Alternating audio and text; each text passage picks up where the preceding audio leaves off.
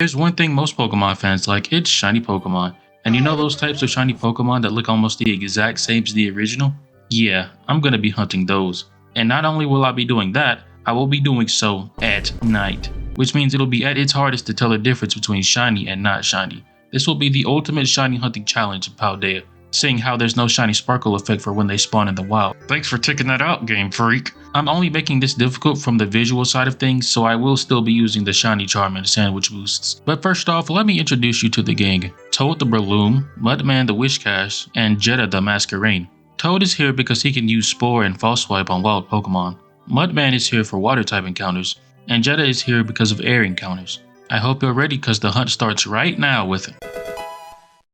So before I even arrived to the site I was going to shiny hunt, I come across this Tropius. I thought it looked a little weird and saved my game in case it was shiny. And it actually was! Not only was this a shiny, but it's a shiny that fits this category. And as proof that I'm not lying, here's a sandwich boost I had at the time because I was originally hunting Gastrodon. So that was a great way to start the challenge. But as for the actual Shellos hunt, I started my hunt on the South Province Area 1 beach. Shellos spawn frequently there, and so does Wiglet, who gets a really cool shiny when it evolves. I eventually find a shiny Weasel, but since I own one in Legends Arceus, I just kill it. I use the Let's Go mode to find out if any wild Pokemon are shiny since they can't kill wild shiny Pokemon that way. And I actually did end up fighting that shiny Wiglet I also wanted. And when I found a second one, I was like, okay, this is getting annoying. Yep, it feels like Arceus himself is just toying with me. This hunt was taking much longer than I wanted it to. It felt like I was getting shinies of every Pokemon in the area except for the one I actually wanted. So I eventually said screw it and summoned an outbreak for it. And eventually...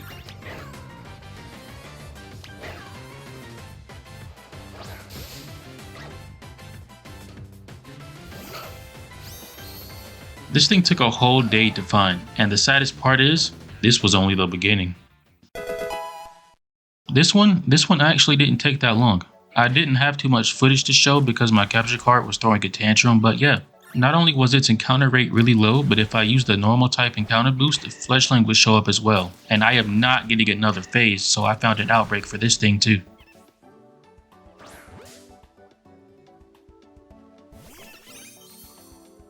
While Chansey's shiny is alright, Blissey's shiny looks almost the same as the original, which is quite sad. This is the first Pokemon that I didn't use an outbreak for. I went to that one spot in South Province Area 6 that's really good for shiny hunting, got the Psychic type encounter boost from a sandwich, and then I got to stepping. I could tell if they were shiny or not by getting real close to looking them in the eyes. Hey, why do you have that strange look on your face? What strange look? Which was easy because Wild Gothorita are passive. And since Alfrenata was right there, if I need more Gothorita, I could just walk into town, which gets rid of all wild Pokemon. This hunt only took under 2 hours. That area is also really good for shiny hunting Pokemon like Klefki and Bombirdier in case you want to hunt those guys. I was very worried about this hunt because Waltrell will spawn in the air and never land, which is bad because Pokemon need to be near the ground to actually encounter them. So the whole time I'm just praying the shiny will spawn on the ground. When I first played Gen 9, I saw Waltrell and kill a Waltrell as annoying birds that showed up 1/3 of the time you go somewhere. But now I think they're pretty cool. That electric flying typing is annoying yet also fun. Oh, and this was when I also figured out you can use the photo mode to get a slightly closer look of faraway Pokemon. And I'm glad I did because that's how I found the shiny Waltrell. This hunt only took about an hour. Why does this even exist? It's literally a tumbleweed with eyes. Well, whatever. I went to South Province Area 3, ate a grass type encounter sandwich, and ran up and down the path. It's easiest to tell if it's a shiny or not by looking at the top of its body, which you can't even see from your perspective sometimes because of the direction it can roll. The day before I hunted this thing, I realized that shiny Pokemon can spawn behind you when you're roaming around. And before then, I never really stopped and looked behind myself when shiny hunting. So I started occasionally doing that, and then found the shiny Bramblin. This makes me wonder how many shiny Pokemon I have missed out on since they could spawn behind me. This hunt also took about an hour. But seriously though, did we need another grass ghost type? Come on. This Pokemon was a normal type, and since there's so goddamn many normal types in this game, I had to mass outbreak this one. I actually mass outbreak every normal type in this video. While Slakoth actually has a very nice pink shiny, Vigoroth and Slaking got hoed hard with theirs. I like this evolutionary line, I just wish Slacking had a better ability. While we're on the note of Hoenn Pokemon, I somehow managed to phase on a shiny Swablu that I already own. I left it to be but started to feel some guilt when it started following me. Get away from me! This actually only took me under half an hour. I haven't found 2 shinies back to back this fast in a long time, if ever. So we can all agree that Slacking is based on both a sloth and a gorilla, right? I was worried I'd have to mass outbreak this one too since Charcadet has a very low encounter rate, but nah, just eat a fire type encounter sandwich, go to this spot in South Province in Area 4 and bam, Charcadet as far as the eye can see. I'm fine with the only shiny change in Charcadet being its eyes, but when I found out it was the same for Armarouge and Ceruledge, I was like, come on bro, really? The change isn't even noticeable from behind. Fun fact, when I first saw Armarouge and Ceruledge from the first Gen 9 trailers, I thought they were either A, regional variants for B-Sharp, or B, legendary Pokemon because bro, they just look so gosh darn cool. If I was going to pick one I like more, I'd go with Armarouge. We may have already had a fire type Pokemon that could turn its arms into cannons, but this newer one's even cooler. This hunt took me around 2 hours, it was pretty tough. Persian Shiny is so similar to normal that it used to be a hot debate online whether Giovanni's Persian in the anime was shiny or not.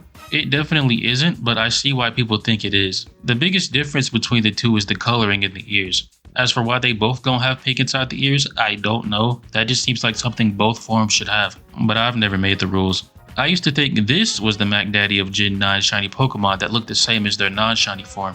But now that I know about the ear thing, the title goes back to Slowpoke. You aren't noticing the difference unless you see a shiny one and a non-shiny one side by side. And like I said earlier in the video, I had to mass outbreak this Pokemon unless I wanted to phase on a shiny Jigglypuff or an Eevee.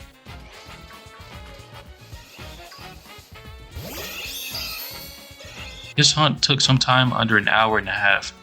And finally, the moment you've all been waiting for. You know him, you hate him, and it's finally time.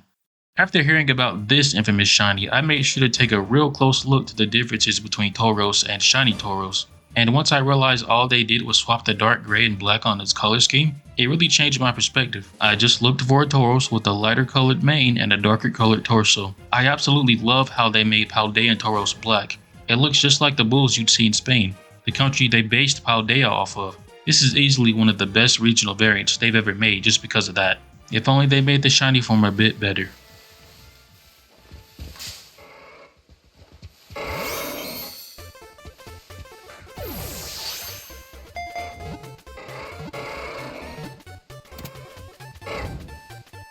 Now all that's left is to look at the spoils, and I gotta say, these shinies suck. Besides the Shellos and the Charcadet, all of these were relatively easy to get, which is kinda sad. I guess I'm just that good when it comes to hunting shiny Pokemon. If you thought any of these shinies were difficult to spot in the overworld, then I suggest you try it out and see if you can find them.